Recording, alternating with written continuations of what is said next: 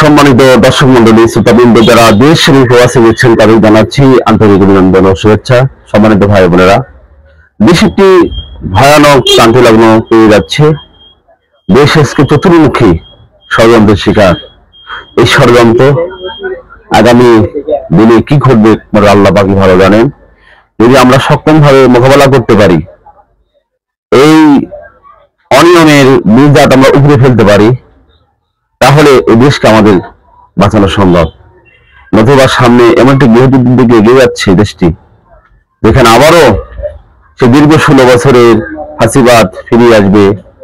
যারা এই দেশকে একটি নারকীয় ঘটনার দিকে তারা নিয়ে চলে গিয়েছিলেন, তারা ঘটনা ঘটিয়েছিল পিলখানার হত্যাকাণ্ড, শাপলার হত্যাকাণ্ড। তারা ঘটিয়েছিল আয়নাঘর দিয়ে, তারা ঘটিয়েছিল এই দেশের টাকা দিয়েছে পাচার করে, তারা ঘটিয়েছিল উন্নয়নের মহাসড়ক দেশ চলছে বিনিময়ে বিলিয়ন বিলিয়ন ডলার এদেশ থেকে বিদেশে তারা পাচার করেছে। গতকাল আমাদের যে রাজনীতি অনেক ঘটনা ঘটে গেছে, চট্টগ্রাম বিশ্ববিদ্যালয়ে যে একটু ঘটনা ঘটছে, সেই ঘটনাটি হচ্ছে যে গভীর রাতে এক শাস্তি হোস্টেলে ছাত্রীদের বন্ধ নিয়ে তার ঢুকবে কেউ দারোয়ান, সে বাদশাদে দারোয়ান বলে এত রাতে তো নিয়ম নেই হোস্টেলে ঢোকার জন্য। এই বাগবিতণ্ডায় এই ছাত্রী এবং তার বন্ধুটি মিলে দারোয়ানকে মারধর করে। দারোয়ানটির বাড়ির এই বিশ্ববিদ্যালয়ের পাশে এলাকায়। এখানে দারোয়ানটির সাথে এবং ওই ছাত্রছাত্রীর সঙ্গে অন্য সকল দারোয়ানদের একটা বাগবিতণ্ডা ঝগড়া বাঁধে। এখানে অতি প্রগতিশীল বামপন্থী একজন মাসুম নামে একজন নেতা, তিনি সমস্ত হোস্টেলের ছাত্রছাত্রীদেরকে, বিশ্ব ছাত্রদেরকে এখানে হই হই রই রই দিয়ে একটু এলাকাবাসীর সঙ্গে দ্বন্দ্ব কলহের দিকে নিয়ে যায়। তারা এলাকাবাসী ঢুকে তারা বিভিন্ন বাড়িতে বিভিন্ন জায়গায় তারা হামলা করে। এটা অতি লজ্জাজনক। এই সকল কাজ তারাই করে যারা বামপন্থী এবং যারা এই 24শে আন্দোলনের সাফল্যকে যারা নস্যাৎ করতে চায়। এই সমস্ত বামপন্থী যারা আন্দোলনের এই 24শে জুলাইকে 36 জুলাইকে যারা নস্যাৎ করতে চায়, তাদের পরিকল্পনাতে আমাদের ছেলে মেয়ে, আমাদের ছাত্ররা কখনোই সায় দেওয়া যাবে না।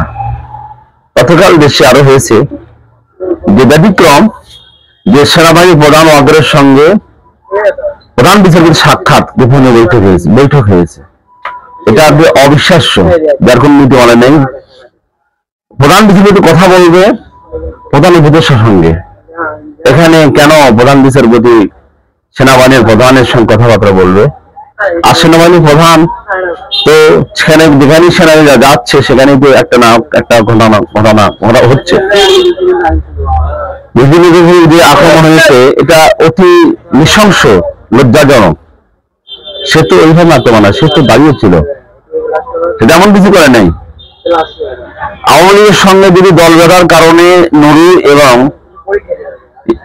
আপনার বামপন্থী জাসদের যদি, তারপরে ওয়ার্কার্সের পার্টির রাশেদ খান মিননের যদি জেল হয়, আটক করা হয়, ইউনিকে যদি আটক করা হয়, জেল খান বাড়ানো হয়, আওয়ামী লীগের সবচেয়ে দোষর, ফাঁসিবাদের সব দোষর ছিল তো জাতীয়বাদী। 2006-7 সালে তারা যদি আওয়ামী লীগকে সাপোর্ট না করতো, তাহলে তো আওয়ামী লীগ ক্ষমতায় আসতে পারত না। তারা প্রতিটা নির্বাচনে জাতীয়বাদী প্রধান বিরোধী দল হিসেবে কাজ করেছে। সুতরাং কেন জাতীয়বাদীকে তাদের অন্যায় অপকর্মের ফিরিস্তি জনগণকে বুঝিয়ে না দিয়ে তাদেরকে বাইরে রাখা হবে, তাদেরকে সুস্থভাবে স্বাভাবিকভাবে এই ষড়যন্ত্রগুলো করার সুযোগ দেওয়া হবে? এটা আমরা দেশে জানতে চাই। সুতরাং এটা সুযোগ নেই, বাপকেও ছেড়ে না। আমরা অন্যায়কারীদের বিচার চাই। 24শে জুলাইয়ের আন্দোলনে আমরা সকল শহীদদের হত্যা বিচার চাই। হাজারো মানুষ পঙ্গুত্ব বরণ করেছে, প্রতিবন্ধী হয়েছে, চোখ হারিয়েছে, হাত পা হারিয়েছে, অনেক সন্তান ইতিম হয়েছে, অনেক নারী বিধবা হয়েছে, অনেক পরিবার স্বজন হারিয়েছে।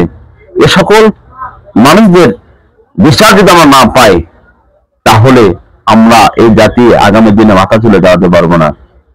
সুতরাং আমাদের দেশকে গড়তে আমার সকলকে সচেতন হতে হবে।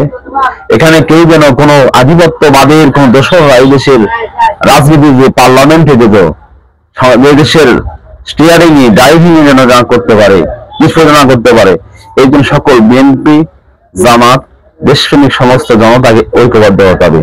হতে পারে আগামী দিনে যদি আবার 36 জুলাইয়ের মধ্যে আন্দোলন ডাক আসে, আমরা জাল মাল দিয়ে আমরা এই যুদ্ধে এই দেশ বাংলাদেশকে স্বাধীনতা, বাংলাদেশের অখণ্ড ভূখণ্ডকে সার্বভৌমত্বকে ঠিক রাখার জন্য আমরা লড়াই করবো ইনশাআল্লাহ।